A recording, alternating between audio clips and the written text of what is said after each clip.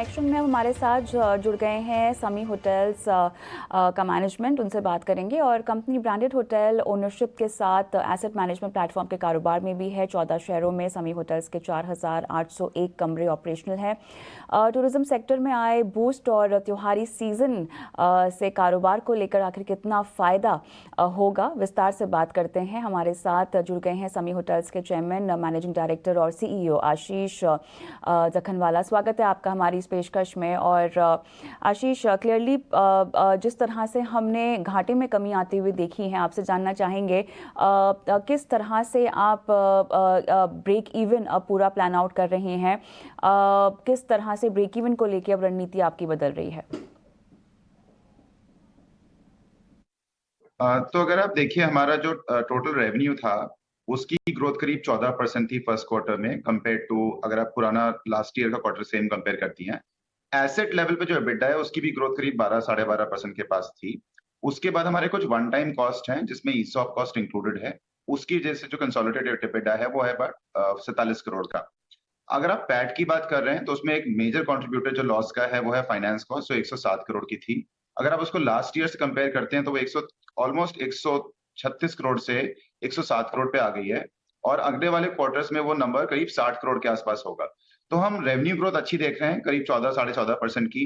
Asset level पे EBITDA भी करीब 12.5% पे ग्रो कर रहा है।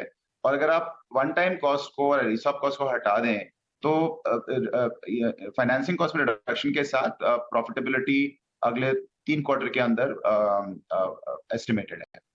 ऑक्यूपेंसी ग्रोथ को लेकर आप कैसे इसको बढ़ाएंगे? क्या ये 71% के आसपास मेंटेन होने की संभावना है? आई थिंक ज्यादा इंपॉर्टेंट ये रहता है कि हम रेफपार ग्रोथ को देखें, जो हमारी हर कमरे से एक तरीके से रेवेन्यू होती है, जिसे हम रेफपार बोलते हैं। अगर आप रेफपार ग्रोथ देखें तो वो करीब काफी स्ट्रांग है। वो आपका रेफपार जो है वो करीब 14 साढ़े 14% पे ग्रो कर रहा है लास्ट ईयर के कंपैरिजन में। तो उसमें क्वार्टर ऑन क्वार्टर ऑक्यूपेंसी में थोड़ा सा कभी वेरिएशन होता है, लेकिन हाँ 71-75% के बीच में ऑक्यूपेंसी लेवल सस्टेन कर रहे हैं। डिमांड काफी स्ट्रांग है। क्वार्टर 2 में भी हमने रेफपार देखा है करीब 15% ग्रो कर रहा है, जो 14% था क्वार्टर 1 में।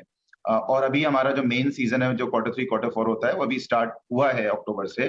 तो ऑक्यूपेंसी लेवल स्ट्रांग रहेंगे, डिमांड मोमेंटम काफी अच्छा है, सप्लाई नहीं आ रही है नई। और उस बेसिस पे रेफपार ग्रोथ मेरे हिसाब से जो 14-15% ने क्वार्टर 1 क्वार्टर 2 में देखा है, वो या तो वही रहेगा या एक्सेलरेट करेगा उसके आगे। ये बताएं, डेट पोजीशनिंग को लेकर अब किस तरह से आपने रणनीति जो है वो बनाई है ईयर एंड के लिहाज से, अगर हम कोई रणनीति समझना चाहें आपसे तो? सो अगर आप देखिए, हमारा टोटल नेट डेट जो था करीब 2850 करोड़ का था आईपीओ से पहले।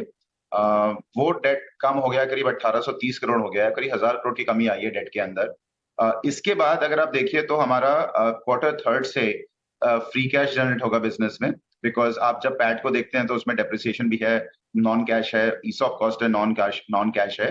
तो हमारा थर्ड क्वार्टर से हमारा कैश पॉजिटिव हो जाएगा बिजनेस।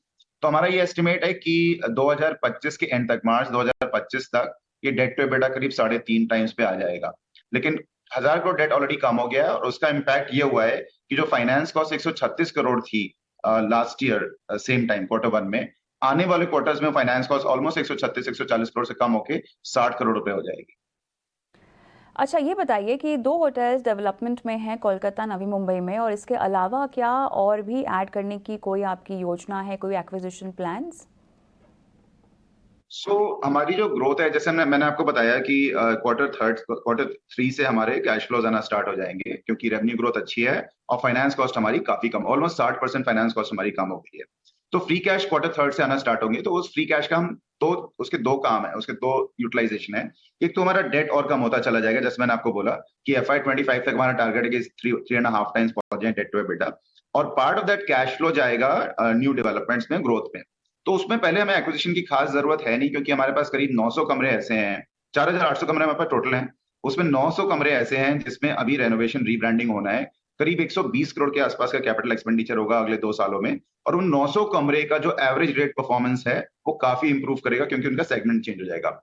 उसके बाद जैसे आपने पॉइंट आउट किया, हम अगले साल कैलकाटा में एक नया होटल खोलेंगे, हॉलिडे इन एक्सप्रेस ब्रांड का। बिल्डिंग पूरी तैयार है, फिट आउट स्टार्ट हो गए हैं। 111 कमरे का होटल है, राजरहाट में है, की बिजनेस डिस्ट्रिक्ट में है। फिर हम बैंगलोर में जो हमारे पास हॉलिडे इन एक्सप्रेस है, उसमें करीब 55-56 कमरे ऐड कर रहे हैं। ये व्हाइटफील्ड में है। एक्जिस्टिंग होटल बहुत ही अच्छा परफॉर्म करता है। व्हाइटफील्ड मार्केट इंडिया में एक बहुत ही बड़ी ऑफिस मार्केट है।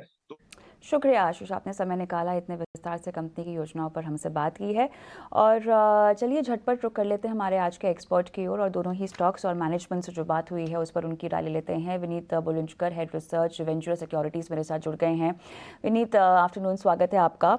यूग्रो कैपिटल और समी होटल्स पर आज हमने बात की है मैनेजमेंट से, तो सबसे पहले यूग्रो कैपिटल पर आपकी कोई राय है? नहीं, definitely I think it's a very reasonably valued stock. High growth segment में है, they are working in the SME lending space.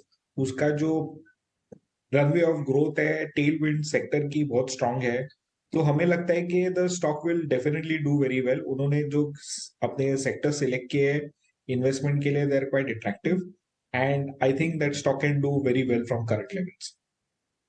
Alright, और समी होटल्स पर आपका कोई कॉल? हमने we are still work in progress है, तो I can not immediately give you a level, but I think definitely it qualifies as a buy. शुक्रिया विनीत, आपने समय निकाला और दोनों ही कंपनियों पर अपनी राय रखी। और